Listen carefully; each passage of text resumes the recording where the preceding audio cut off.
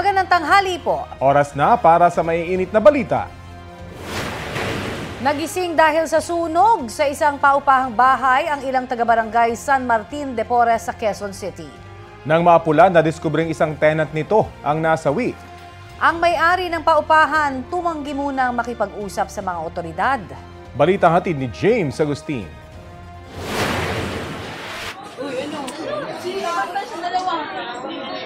Binulabog na naglalagablab na apoy ang mga residente ng Zambales Street sa barangay San Martin de Porres sa Quezon City mag-alas 2 sa madaling araw kanina.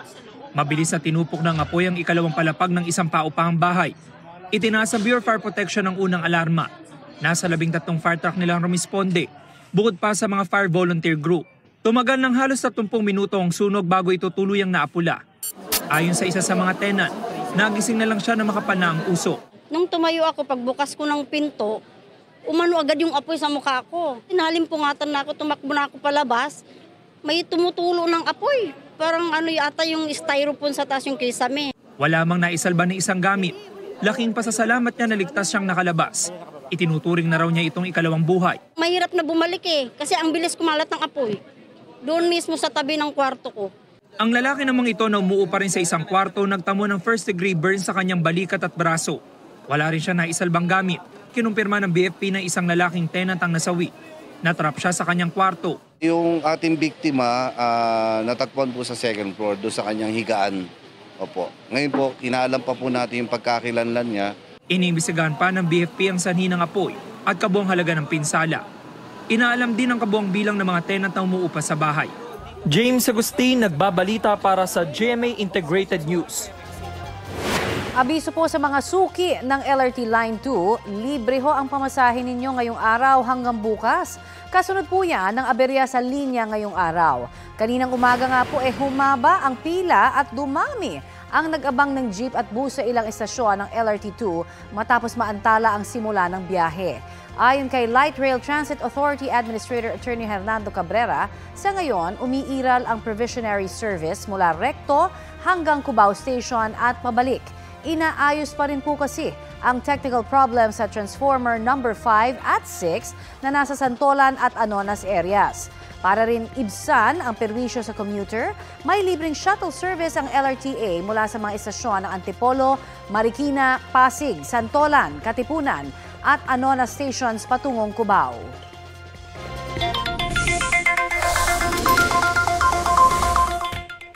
Dahil sa big time taas presyo sa ilang produktong petrolyo, lalo raw lumiit ang nauuwing kita ng ilang tsuper ng jeep. Ayon sa isang tsuper sa Mandaluyong na nakausap ng GMA Integrated News, 300 pesos na lang ang nauwi mula sa kinitang 1,500 pesos kahapon. Ang 800 pesos kasi pang diesel na. 400 pesos naman ang boundary. Ang isa pang tsuper, 350 pesos na lang ang naiuwi mula sa kinitang 2,000 pesos matapos ibawas ang lahat ng gastusin. Kaya umaasa raw siya na pagbibigyan ng Land Transportation and Franchising Regulatory Board ang petisyong pisong taas pasahe sa jeep. Simula kahapon, meron nagdagdag na 2 pesos and 60 centavos sa kada litrong diesel, 1 peso and 75 centavos naman sa gasolina, habang 2 pesos and 40 centavos sa kerosene. Bukas, may ganyan ding taas presyo.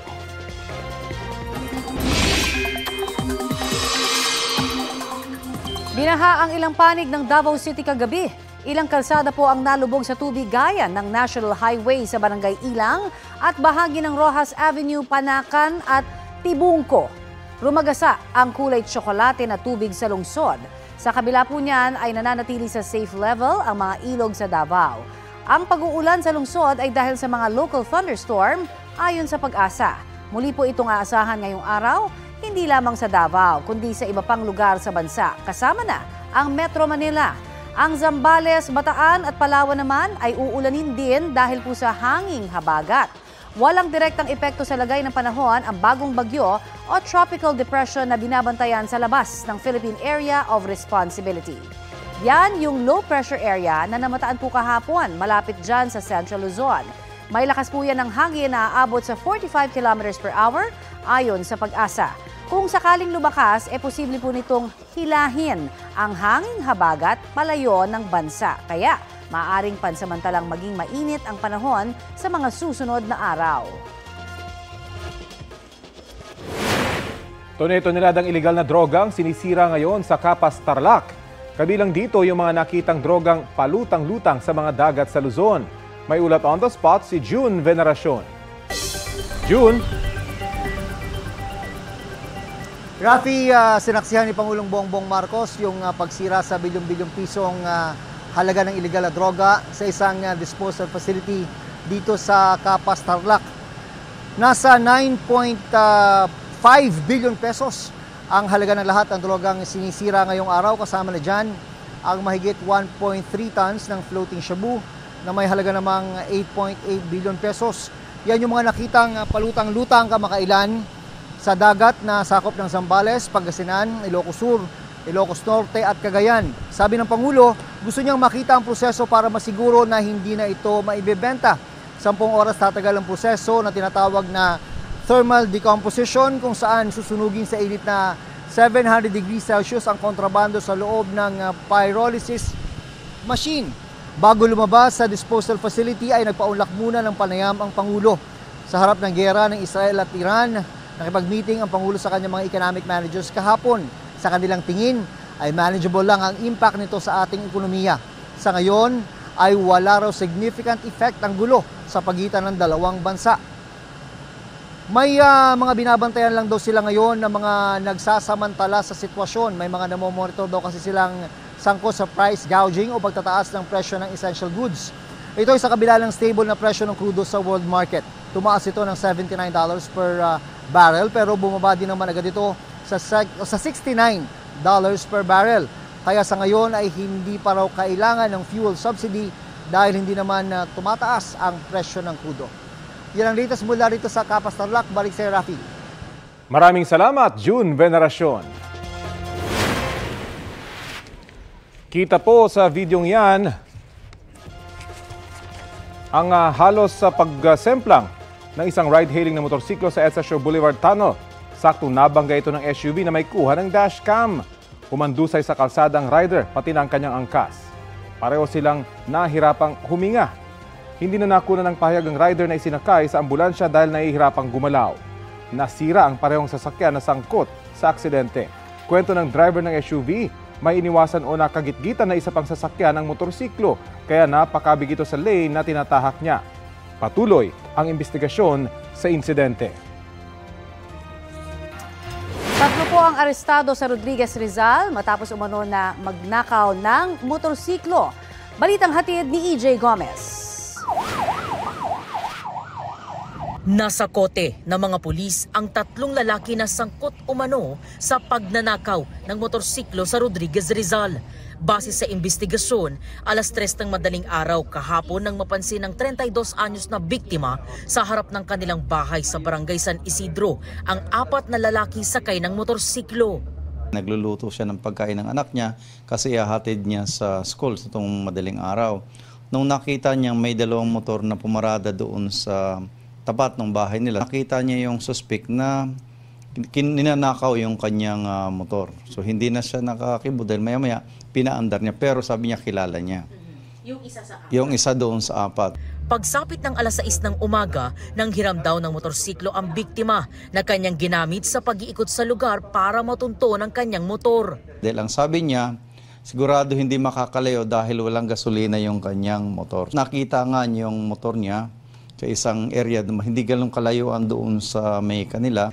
Nagsumbong ang biktima sa barangay na siya namang nagtawag ng mga pulis para arestuhin ang mga sospek. Na-recover sa mga sospek ang ninakaw na motorsiklo. Ang mga sospek sa korte na lang daw magpapaliwanag. No-comment po. Sa korte na lang po kami papaliwanag. Totoo po ba sir na nakailan na raw po kayong nakaw ng motorsiklo? No-comment po. Sa korte na lang po kami papaliwanag. Maharap ang 3 sa reklamong paglabag sa new anti-carnapping law. Patuloy naman ang manhunt operation sa isa pang sospek. EJ Gomez, nagbabalita para sa GMA Integrated News. Ito ang GMA Regional TV News. Mainit na balita mula sa Luzon, hatid ng GMA Regional TV. Hulikam ang disgrasyang kinasangkutan ng isang rider sa Mangaldan, Pangasinan. Chris, ano ang detalye?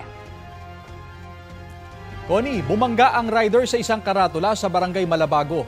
Sa kuha ng CCTV, kitang nagdere-derecho ang biktima sa isang signage madaling araw kahapon. Sa lakas ng impact, tumila po ng rider at natanggal pa ang gulong ng kanyang motor. Ayon sa barangay, mabilis ang patakbo ng rider na papuntang Dagupan City. Rumesponde ang mga taga-barangay at dinala siya sa ospital. Ayon sa barangay, nasira ang cellphone ng biktima at wala siyang dalang ibang gamit, kaya hirap matukoy ang kanyang pagkakakilanlan. Isang uri naman ng King Cobra ang natagpuan sa isang bahay sa barangay Magalalag West sa Enrile, Cagayan.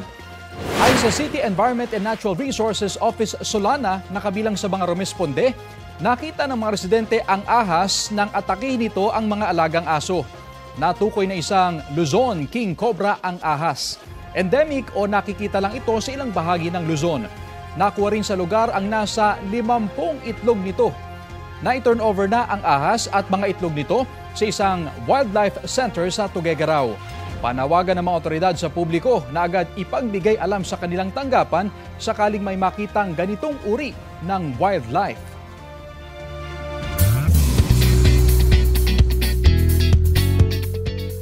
Mac-Amazing Wednesday mga mare at pare, may bagong trio na mapapanood sa Kapuso youth-oriented show na Maka. Dagdag na maghahatid ng kilig at aral sa Season 3 ang basketball sensation characters na The B-Boys. From barkadagulan sa mga batang riles, makikipagkulitan naman sa makabarkada sina Anton Vinzon at Rahil Birria. Kukumpleto sa trio ang ultimate campus cutie ng Sparkle na si Mad Ramos. Ano kaya ang magiging papel ng tatlo sa Maka Academy? Yan ang aabangan natin tuwing Sabado 4:45 p.m. sa GMA Network at Kapuso Stream.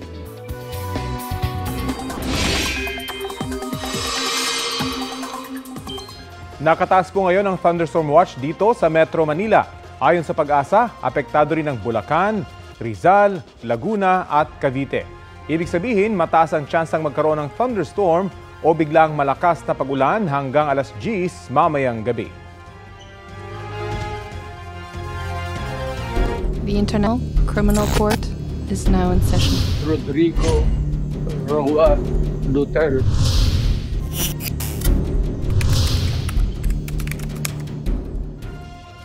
Ipinababasura ng Office of the Prosecutor ng International Criminal Court ang hiling na interim release ng kampo ni dating Pangulong Rodrigo Duterte. Kinumpirma naman ni Vice President Sara Duterte ang isang bansang kinokonsiderang paglipatan sa kanyang ama sakaling payagan ng ICC ang hiling. Balitang hatid ni Marisol Abduraman. Australia is in the list of countries that are considered by the lawyers. Si Vice President Sara Duterte na mismo nang kumpirma na isa ang bansang Australia sa kinonsidera ng legal team ng kanyang amang si dating Pangulong Rodrigo Duterte para sa kanyang interim release. Paglilinaw ng bise, hindi ito ang kanyang pakay sa kanyang pagbisita sa Australia kamakailan. Gayunman, sinubukan daw niya makipag-ugnayan kay Australian Foreign Minister Penny Wong. But unfortunately, she is unable to meet me on Monday. So I will not be visiting Australian government officials for this visit. But I do hope that I can meet them in my next visit in the future. Bukod sa Australia, may isa pang bansa na binanggit sa hiling na interim release ng kanyang ama pero hindi siya nagbigay ng detalye tungkol dito. Sa 15 pahinang dokumento noong June 23, hiniling ng Office of the Prosecutor ng International Criminal Court na huwag pagbigyan ng interim release na hiling ng defense team ni dating Pangulong Rodrigo Duterte. Ayon sa prosekusyon, kailangan nakadetain ang dating Pangulo sa The Hague, Netherlands para matiyak na haharap siya sa paglilitis, lalo't di raw nito tinatanggap ang pagkalehitimo ng legal proceedings laban sa kanya. Posible rin daw magkaroon ng oportunidad ang dating Pangulo na pagbantaan ang mga testigo kung pagbibigyan ng interim release. Sinagot din ng prosekusyon ang sinabi ng depensa na naghayag ng hindi pagtutulang prosekusyon sa pansamantalang paglaya ni Duterte sa hindi binanggit na bansa. Ayon sa prosekusyon, hindi sila pumayag na sa naturang bansa isagawa ang interim release, kundi sa ibang bansa na di rin nila pinangalanan. May mahabang kasaysay na raw ito ng kooperasyon sa ICC, di gaya ng bansang tinukoy ng kampo ni Duterte sa kanyang hiling. May mga redacted o itinago sa public version ng dokumento, pero nabanggit na kakain ng oras at magiging komplikado ang pagpapaharap sa dating Pangulo sa ICC. Wala pang pahayag tungkol dito ang kampo ng dating Pangulo. Marisol Abduraman, nagbabalita para sa GMA Integrated News. Bilang pagdiriwang ng Seafarers Day ngayong araw, libre po ang sakay ng mga marino sa MRT-3. Ayon sa Maritime Industry Authority, nagsimula na yan kaninang alas 5:30 ng umaga at magpapatuloy buong araw. Kaninang umaga, pinangunahan ng Seafaring Family International ang flag raising ceremony sa Rizal Park sa Maynila bilang pagbibigay pugay sa mga marino. Magkakaroon din daw ng job fair para sa mga seafarer na lalahukan ng nasa 20 kumpanya. Sa Tagbilaran, Bohol, nagkaroon din ng flag raising ceremony para sa mga seafarer, maging sa mga maritime students at stakeholders. Binigyang diin din sa pagtitipon ang kahalagahan ng malayang paglalayag, pati kaligtasan ng mga marino. Tinatanggal ng mga rescuer ang takip ng imburnal na yan sa Cebu City. May lalaki kasing natrap sa loob. Kalaunay na ilabas na ang lalaki at dinala sa ospital. Kwento ng nakakita sa lalaki, nakarinig siya ng boses at pagpupukpok sa bakal mula sa imburnal. Ayon sa Cebu City Disaster Risk Reduction and Management Council, pumasok sa isang butas malapit sa isang paaralan ang 39 anyos na lalaki para maghanap ng barya. Nasa 500 metro raw ang layo nito mula sa kung saan natagpuan ang lalaki. Isa sa ilalim sa assessment ng lalaki ng Department of Social Welfare and Services ng lungsod. Isang babaeng negosyante naman ang nasawi matapos malapitang barilin sa Barangay Commonwealth sa Quezon City. Balitang hatid ni James Agustin. Bumulagta ang isang babae matapos pagbabarilin sa bahaging ito ng Barangay Commonwealth, Quezon City noong Lunes. Dead on the spot ang 50 anyos na biktima na nagtamo ng tama ng bala ng baril sa ulo. Ayon sa mga taga-barangay, may tumawag sa kanilang concerned citizen na nakarinig ng 2 putok ng baril. Dali-dali po kami na kasama po ang mga BPSO at sinabay ko na rin pong tawagan yung ating pong ambulance. Pagdating po namin sa area, nakita nga na po namin na nakabulagta na po yung isang babae na duguan at may tama po sa ulo, and then pinacheck ko po sa ating mga medic, wala na po talagang pulso. Sa imbestigasyon, naglalakad ang biktima ng sundan umano ng isang salarin at malapit ang binaril. Inaalam pa ng mga otoridad ang motibo sa krimen. Nakausap rin namin po yung mga kamag-anak. Ito po ay isang negosyante na nagtitinda po sa palengke, may pwesto po ng grocery, babuyan at meron din po siya mga pautang. Nagkasana ng follow-up operation ng pulisya para matukoy ang salarin. Ang mga taga-barangay mas paigtingin daw ang pagbabantay sa lugar. Tuloy-tuloy pa rin po yung visibility sa area, sa pagro-roving, hindi lang po sa gabi, 24/7 kasi napakarami pong mga volunteers dito sa Barangay Commonwealth. James Agustin, nagbabalita para sa GMA Integrated News. Ito ang GMA Regional TV News. Balita sa Visayas at Mindanao mula sa GMA Regional TV. Naiuwi na sa Domingas sa Zamboanga del Sur ang bangkay ng 4 na nasawi matapos anurin ang sinasakyan nila sa isang spillway. Cecil, paano natangay ng tubig yung mga biktima? Rafi, naghanap umano ng shortcut ang driver nito kaya raw dumaan sa isang spillway sa La Libertad, Zamboanga del Norte. Base sa investigasyon, galing Misamis Occidental ang mga biktima na dumalo sa fellowship ng kanilang religious group. Pauwi na raw sila noon sakay ng hiniram na rescue vehicle ng LGU. Ayon sa pulisya, mataas ang tubig nang tumawid ang sasakyan sa spillway, kaya ito natangay ng tubig. Kabilang sa mga nasawi ang isang kapitan ng barangay, kanyang 11 anyos na anak at 2 pa nilang kaanak. Nakauwi na rin ang 12 iba pang nakaligtas. Nilinaw naman ng Dumingag LGU na may pahintulot ang pagpapagamit sa kanila ng rescue vehicle. Nasa kustudiya na ng pulisya ang driver na sinusubukan pa naming kunan ng pahayag. Lampas sa pinapayagang kapasidad sa eroplano ang power bank na sumabog sa Rojas Airport sa Capiz. Kita pa sa video ang aktwal na pagkislap nito sa inspection table ng airport security guard. Binugahan ito ng fire extinguisher pero sumabog pa rin at nagkalasog-lasog ang power bank. Wala namang nasaktan sa insidente.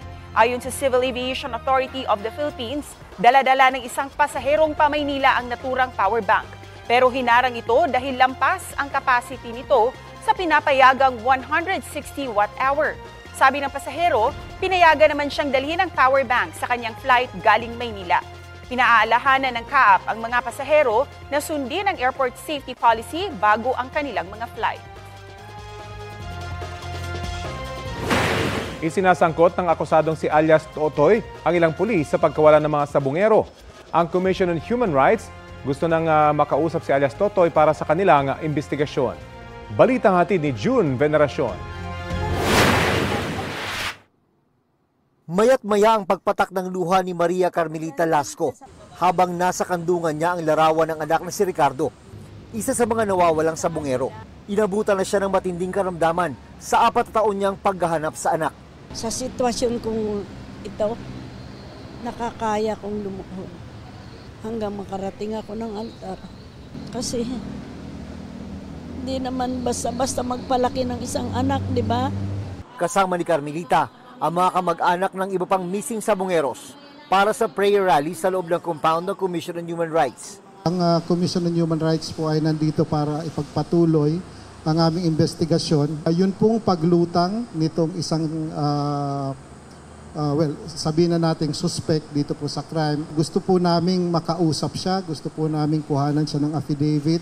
Sa eksklusibong panayam ng GMA Integrated News sa whistleblower na si alias Totoy, sinabi niyang mahigit pa sa 34 ang mga biktima. Ilan sila lahat bale? Sa pagkakalam ko, 108 plus 1 sa Lipa Farm at saka sa Siniluan Farm.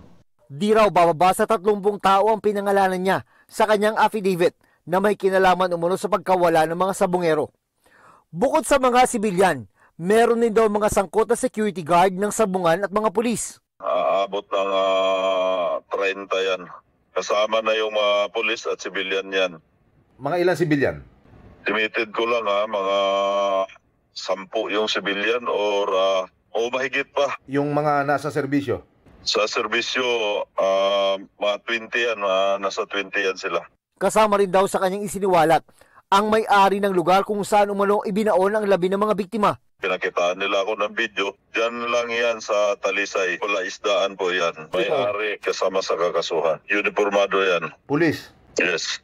Dahil sa nalalaman niya, may mga banta na umano sa kanyang buhay. Palipat-lipat ng tirahan kasi matitris nila ako kung saan at magagaling yung mga yan. Nauna lang sinabi ni Justice Secretary Jesus Crispin Rimulya na pinag-uusapan na ng kagawaran at ng PNP ang pagsasailalim kay alias Totoy sa Witness Protection Program. Iginate din ng PNP na nakahanda silang protektahan sa alias Totoy. Regardless po kung sino po ang involved dito, sibilyan, mataas na tao at even yung mga kabako po natin, wala po tayong sasantuhin po dito. Ayon kay alias Totoy, may hinihintay na lang siya bago iharap ang sarili sa mga otoridad. So ngayon, inaayos lang yung dokumento tulad ng sinabi ko doon sa kamag-anak bago matapos ang buwan. Siguro sisikapin naman ng otoridad na siwalat ang lahat. Sa paglutang ni alias Totoy na isa rin sa mga akusado, nabuhayan daw ng loob ang mga kaanak ng missing sabungero na makakakuha ng hustisya pero alam din daw nilang mahaba pa ang kanilang laban. Kami po ay 4 na taon na mahigit na hirap na hirap. Sobrang napakahirap. Mahirap na nga yung buhay namin. Mahirap pa itong nangyari sa amin. Ipaabot ko sa inyo ngayon yung mastermind na gumagawa nito. Napakasakit sa amin. Siguro magulang ka rin. Magulang ka rin. May asawa ka rin. Na may pamilya ka rin. Pero bakit kinuha mo yung mga mahal namin sa buhay? Kung sino ka man, sana makonsensya ka. June Veneracion nagbabalita para sa GMA Integrated News. Nakauwi na po sa Pilipinas ang unang batch ng mga OFW mula sa Middle East na nirepatriate dahil sa sigalot sa pagitan ng Israel at Iran. Ayon sa Department of Migrant Workers, 26 ay galing sa Israel, 3 mula sa Jordan, 1 sa Palestine at 1 po sa Qatar. Nakatanggap ng tig 150,000 pesos ang mga OFW mula sa DMW at Overseas Workers Welfare Administration. Sumailalim din sila sa check-up at counseling mula sa Department of Health at Department of Social Welfare and Development. Ang ilang Pinoy naman sa Qatar nabulabog at natakot ng targetin ng missile ang US base o air base doon. Na-intercept naman ang missile na sinasabing ganti ng Iran dahil binomba ng Amerika ang 3 nuclear sites nito. Tuloy pa rin ang ceasefire ng Israel at Iran na unang inanunsyo ni US President Donald Trump.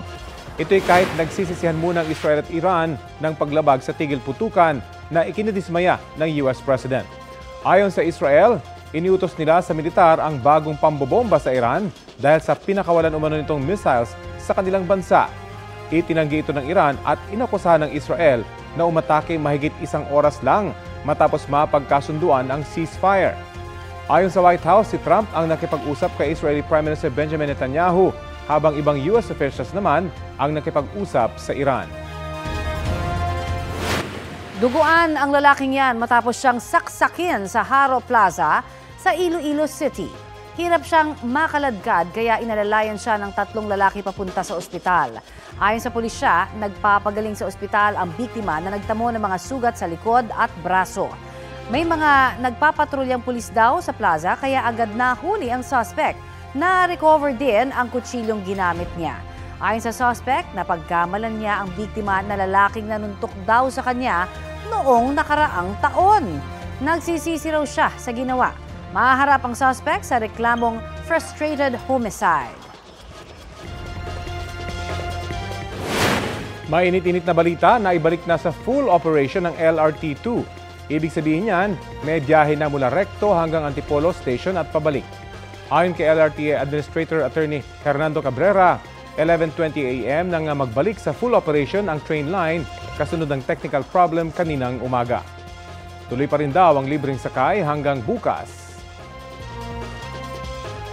Update naman po tayo sa unang batch ng mga OFW na nirepatriate mula sa Middle East dahil sa gulo sa pagitan ng Israel at Iran. Kausapin po natin si OWA Administrator P.Y. Kaunan. Magandang umaga at welcome po sa Balitang Hali, ma'am.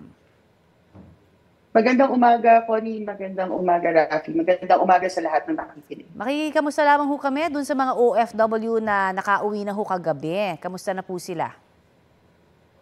26 po ang nakauwi mula Israel at meron po silang kasamang 3 galing Jordan, 1 galing West Bank at 1 galing Qatar.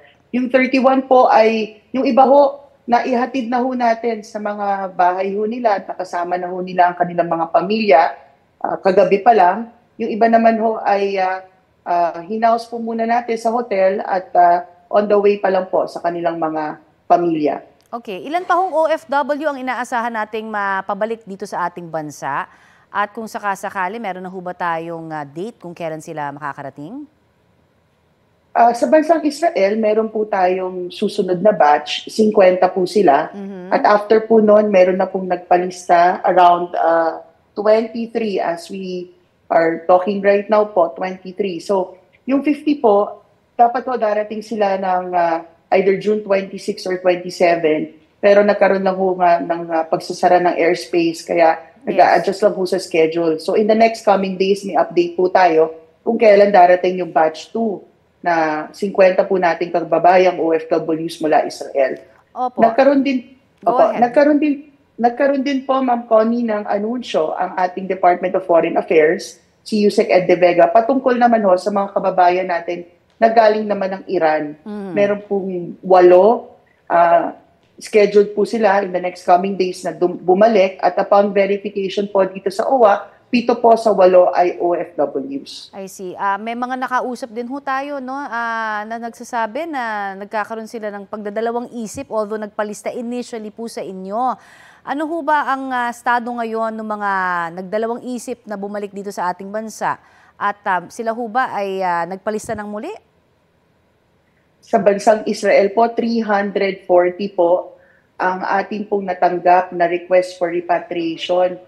For context po, meron po tayong 30,000 plus OFW sa Israel at nakatanggap po ang ating embahada sa Tel Aviv, pati po ang DMW at OWA ng 340 na mga tawag at request. Inisa-isa po natin, Ma'am Connie, yung 340 at doon po natin nakuha yung 26 na unang batch, 50 na susunod, at ito pong 23 na susunod pa doon sa 50. So kung makikita nyo po, medyo wala pa pong 100 out of the 340 yung pong confirm na gusto po nila magpa-repatriate. Okay. At automatic ho ba na maibibigay agad yung tulong ng gobyerno? O may mga screening pa ba silang kailangang pagdaanan? Ginawa na po natin yung screening before pa sila dumating. Binibigay po natin yung cash and reintegration assistance pagdating po nila dito sa Maynila, sa airport po mismo natin inaabot. Opo, para agad-agad po magamit po nila ito. Ito po ay para sa mga kababayan nating naapektuhan nitong nangyayaring gulo between Israel and yung Iran. Same amount din po, Ma'am Connie, ang binigay natin doon sa mga kababayan po natin umuwi starting last year from Lebanon dahil nga rin po doon sa kaguluhan na nangyari doon. Paano naman ho yung mga OFW na papaalis pa lamang sana? May maitutulong din po ba sa kanila? Well, sa ngayon po, Alert Level 3 ang itinaas ng ating Department of Foreign Affairs. Ang ibig sabihin ho nito ay pagdating sa Iran at sa Israel, yung ating po mga returning workers or balik manggagawa, hindi na po pinapayagang bumalik. Opo, umalis.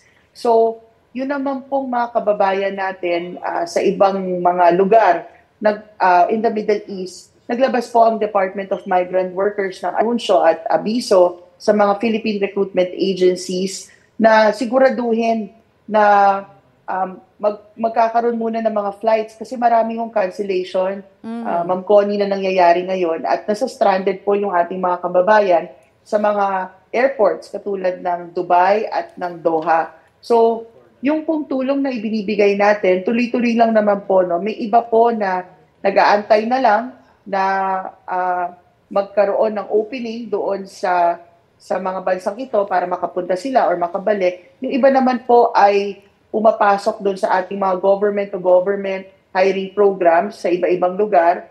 At may iba rin naman po na nag-a-apply din sa mga licensed recruitment agencies po natin dito sa Pilipinas. Paano ho yung proseso kapag yung mga nagpapasundo po sa inyo ay undocumented? Same din ho ba yung mga benepisyo rin ho makukuha nila? Hindi ho tayo nagbabago ng trato. Basta po OFW, whether documented or undocumented. Ngunit nagkakaroon din lang ng konting challenge kasi po, kunwari po, yung ating pong mga kababayan sa Iran, yung iba po sa kanila, sa record po ng Department of Migrant Workers at ng OWA, ay dapat po nasa ibang lugar sila, katulad ng Dubai or ng Abu Dhabi or Doha. Pero they end up being in Iran. So nahihirapan lang po tayo sa monitoring, kaya we encourage, nakikiusap po tayo sa ating mga kababayan na mag-contact po sa amin at patuloy po kami sa pagbigay ng ating contact email address, pati po yung ating national hotline na 1348 at bukas po ang ating mga Facebook accounts at social media accounts ng DMW at ng OWA at nasa likod po nito yung ating 24/7 na call center dito sa OWA. Marami pong salamat sa inyong oras na ibinahagi sa Balitang Hali, ma'am. Yan po naman si OWA Administrator PY Kaunan. Huli kam sa isang terminal sa Lapu-Lapu City sa Cebu. Pinagsusuntok ng lalaking yan ang kapwa niya tricycle driver sa barangay Canhulaw. Hindi na lumaban ng biktima na nagtamo ng mga pasa at hirap ngayong imulat ang kanyang mata. Sabi ng mga otoridad, alitan sa bilang ng pasaherong isinasakay ang naging ugat ng insidente. Humarap sa mga otoridad ang suspect na umamin sa kanyang nagawa. Nadala raw siya ng init ng ulo. Humihingi siya ng tawad kaugnay nito pero ang biktima, desidido raw na ituloy ang reklamo.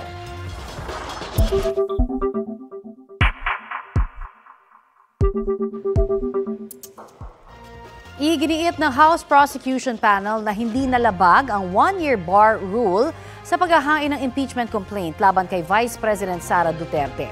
Balitang hatid ni Mariz Umali. Hindi na nagulat ang House Prosecution Panel sa tugon ng kampo ni Vice President Sara Duterte na lumabag daw sa one-year bar rule ang verified impeachment complaint na inihain laban sa kanya. Kaya pinababasura na niya ito sa Senate Impeachment Court. Those who cannot face the facts, those who cannot prove the substance of their defense, resort to procedure. Ang gusto namin, factual and legal basis. Wala ho yun sa sagot eh. Hindi ito yung bloodbath na inaasahan namin. May sinabi pa, ang Articles of Incorporation is a mere scrap of paper. In other words, basura. Eh kung basura, bakit yung sinagot? Giit ng prosecution panel, hindi nalabag ang 1-year bar rule. Under the rules po, ang and decided cases ng Supreme Court, the initiation happens when the impeachment complaint is endorsed to the House Committee on Justice. Hindi ho nangyari yun doon sa tatlong unang impeachment complaints. So hindi ho na-violate yung 1-year bar rule. Nanindigan ng House Prosecution Panel na tuloy ang impeachment trial laban kay Vice President Sara Duterte sa kabila ng kanyang sagot na answer ad cotelum sa writ of summons na Senado. Nakatakda raw nilang ihain ang kanilang formal reply bago ang deadline sa Sabado at hiniling na idiretso na sa pre-trial ang kaso. Bakit pre-trial? Kasi sa dami ng ebidensya namin, kinakailangan i-pre-marking to markahan. Hihingi kami sa impeachment court na mag-set ng trial dates para talagang sumulong na ito. Dapat din daw maghintay ang ombudsman na resulta ng impeachment trial bago magsagawa ng sariling hakbang alinsunod sa batas. Ang impeachment proceedings po is of primordial consideration. Yan ho ang pinakamataas na antas tungo sa panagutin ang impeachable official. The ombudsman should await the outcome of the impeachment proceedings. The ombudsman should take a back seat. Sinabi rin ng prosekusyon na hindi nila nakikita ang anumang makatarungang dahilan upang ibasura ang kaso nang hindi ito dinadaan sa paglilitis. Mariz Umali nagbabalita para sa GMA Integrated News. Nakabalik na sa bansa ang BRP Teresa Magbanwa kanina. Sinalubong ito ng mga opisyal ng Philippine Coast Guard sa Port Area, Maynila. Ilang araw na sumabak ang BRP Teresa Magbanwa sa ikalawang Trilateral Maritime Exercise kasama ang Japan at US Coast Guard sa Kagoshima, Japan. Sa nasabing maritime exercise, nagsanay sila sa communication exercise, search and rescue, firefighting, photo exercise at transfer of personnel. Layo nitong palakasin ang koordinasyon at kahandaan ng tatlong bansa sa gitna ng mga banta sa karagatan. Pinuri ang kontribusyon ng bawat isa sa pagpapalakas ng seguridad at kaligtasan sa Indo-Pacific region. Para kay Palestinian Ambassador to the Philippines, Munir Anastas, paglilihis sa sitwasyon sa Gaza Strip ang opensiba ng Israel sa Iran. Sa eksklusibong panayam ng GMA Integrated News, binigyang diin ng Palestinian Ambassador na nagpapatuloy ang humanitarian crisis sa Gaza na anyay natatabunan ng Israel-Iran conflict. Tingin ni Ambassador Anastas, panahon na para bigyang diin ng Pilipinas sa Israel na resolbahin ang krisis sa Gaza, lalo't maayos naman daw ang ugnayan ng Pilipinas at ng Israel. Nakausap din ng Palestinian Ambassador si GMA Network President and CEO Gilberto Arduavit Jr. Tinalakay nilang ilang koneksyon at pagkakahalintulad ng Pilipinas at ng Palestine gaya ng relihiyon, kultura at paggamit nito para makipag-ugnayan sa ibang bansa. Naroon din sina Senior Vice President and Head of GMA Integrated News, Regional TV and Synergy Oliver Victor B. Amoroso at Vice President and Head of GMA Corporate Affairs and Communications, Angela Vier Cruz. Samantala, nag-inspeksyon ang Department of Energy sa ilang gasolinahan para tiyaking napatutupad ang utay-utay na oil price hike. May ulat on the spot si Bernadette Reyes. Bernadette? Connie, nag-surprise inspection ng DOE sa ilang gasolinahan ngayong araw sa gitna ng tumataas na presyo ng produktong petrolyo. Bukod sa pag-inspeksyon kung tama ba ang quality o sukat na petrolyo na dinidispense ng mga pump, tiniyak din ng DOE ang quality o kalidad ng petrolyo para matiyak na hindi nadadaya ang mga consumer. 10,000 pesos ang multa kada dispensing pump kapag mali ang sukat. Kapag naulit, maaaring ma-revoke ang compliance certificate, lakip ang endorsement sa LGU para i-revoke ang kanilang business permit o isuspend muna hanggang makakomply sa calibration. Kapag makuha naman ang sample at may violation sa quality, 200,000 pesos ang penalty. Maaari ring ma-revoke o ma-suspend kung paulit-ulit ang violation. Minomonitor din nila kung naa-apply ang increase ng staggered basis. Samantala, bukod sa staggered na increase, ay naghahanap pa ng ibang paraan ang DOE kung paano rin maiibsan ang epekto ng mataas na presyo sa mga consumers sa pamamagitan ng pagbibigay ng mga gasolinahan ng mga discount. Sa ngayon, ayon kay DOE OIC Sharon Garin, ay bumababa na ang presyo ng produktong petrolyo sa pandaigdigang merkado pero wala pa silang pinal na mga figures sa ngayon. Pero kung patuloy raw na bababa ang presyo ng produktong petrolyo sa world market, ay maaaring malaki-laki rin ang rollback sa susunod na linggo. Connie? Maraming salamat, Bernadette Reyes. Ito ang GMA Regional TV News. Nasa gitna ang 2 sa 5 minerong na-trap sa isang tunnel sa Quezon, Nueva Vizcaya. Ayon sa lokal ng pamahalaan ng rehiyon, patuloy pa ang retrieval operations para sa 3 nilang kasama. Batay sa investigasyon, iligal umanong nagmimina ang mga minero sa tunnel na 300 metro ang lalim. Posible raw na nagkulang sa oxygen sa loob ng tunnel kaya nahirapang huminga ang mga minero at nahirapang makalabas. Patay ang 2 batang magkapatid nang matrap sa nasunog nilang bahay sa Sinakaban, Misamis Occidental. Base sa investigasyon, naiwan sa bahay ang magkapatid na edad 4 at 2. Kinandado raw ng kanilang mga magulang ang bahay para hindi makalabas ang mga bata habang nasa trabaho sila. Mabilis daw nasunog ang bahay dahil gawa ito sa light materials. Inaalam pa ang sanhi ng apoy.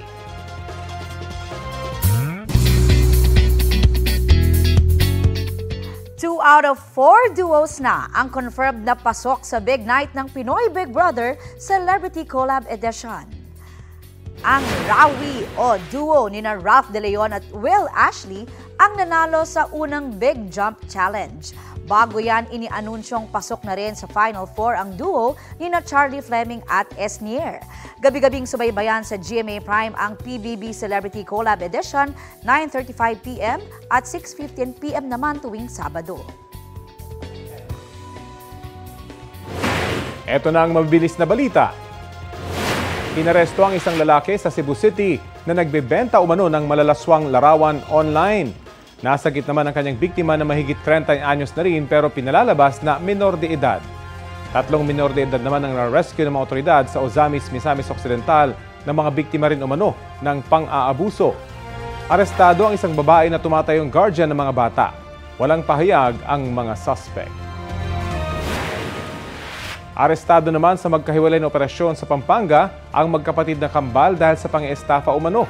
Batay sa reklamo ng mga biktima, pinaniwala silang may ibinibentang ari-arian sa Clark ang dalawa pero hindi pala ito totoo. Umabot na raw sa milyong-milyong piso ang nabigay na pera ng mga biktima. Sinusubukan pa namin kunan ng pahayag ang magkapatid.